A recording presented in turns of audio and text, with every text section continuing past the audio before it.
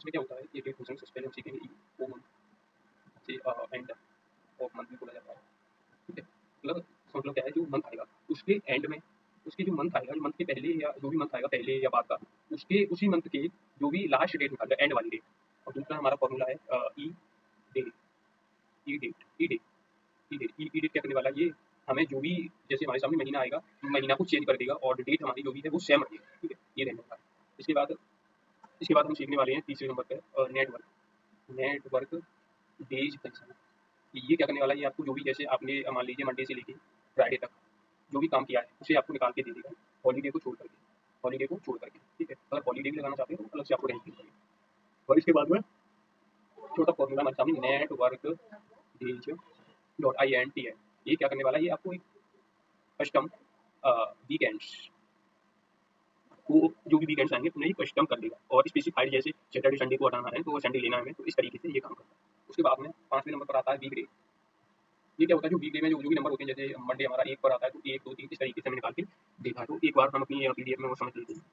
हमारा date function है, ठीक है। डेट जैसे कि आपको ये दिख रहा है टीचर में, यू मंथ, यू मंथ दिए गए स्टार्ट डेट से मंथ आएगी, जो बात किया पहले की मंथ आएगी, उस मंथ की लास्ट डेट देता है।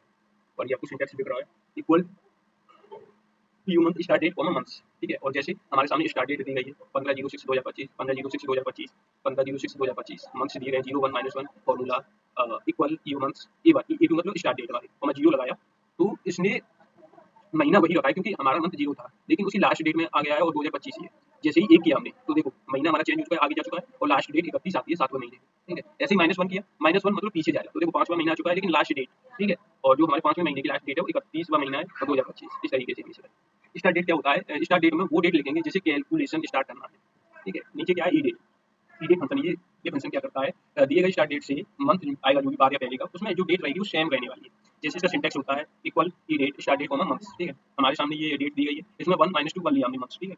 जैसे ही 1 मंथ लेते हैं तो देखो डेट वही है लेकिन महीना चेंज हुआ है, 2025 हो गया। ऐसे -2 लेते हैं तो डेट वही है लेकिन -2 आगे महीना आएगा तो चौथा महीना, 6 में -2 करेंगे, चौथा महीना 2025। इसी तरीके से ई डेट में क्या है, 1 है तो 1 है, लेकिन 1 एक ऐड हुआ तो पहला महीना था तो दूसरा, तो दूसरे महीने में दूसरा महीना था ना, फरवरी का होता है, उसमें 31 तारीख होती नहीं, 28 तारीख होती है, इसलिए 28 लिया इसमें। अब आपकी start date, start date calculation यहीं से स्टार्ट होगी, कोई भी वैलिड डेट इंटर यहाँ पे करना पड़ेगा, जैसे ये दिया गया है, ये स्टार्ट डेट है, ठीक है।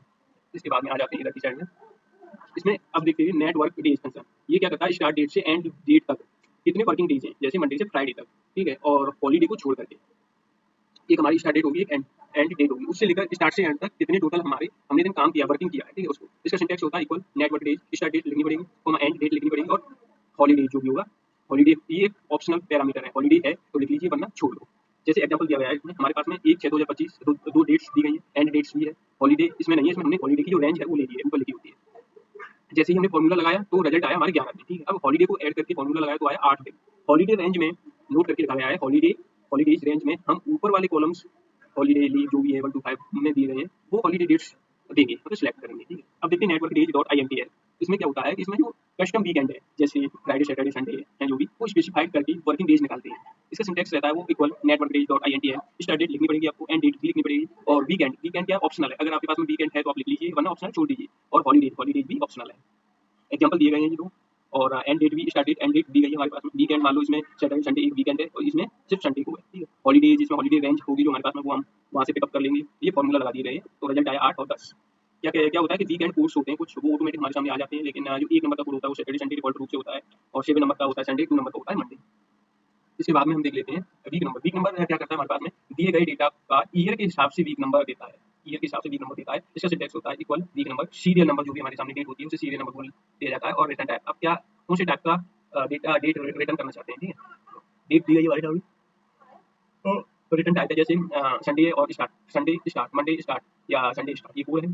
फॉर्मूला लगा दिया, रिजल्ट सामने आ गया। उसी नोट करके लिखा गया है कि रिटर्न टाइप एक या दो यूज करना रिकमेंडेड है, मतलब यूज करना ही पड़ेगा हम लोगों को।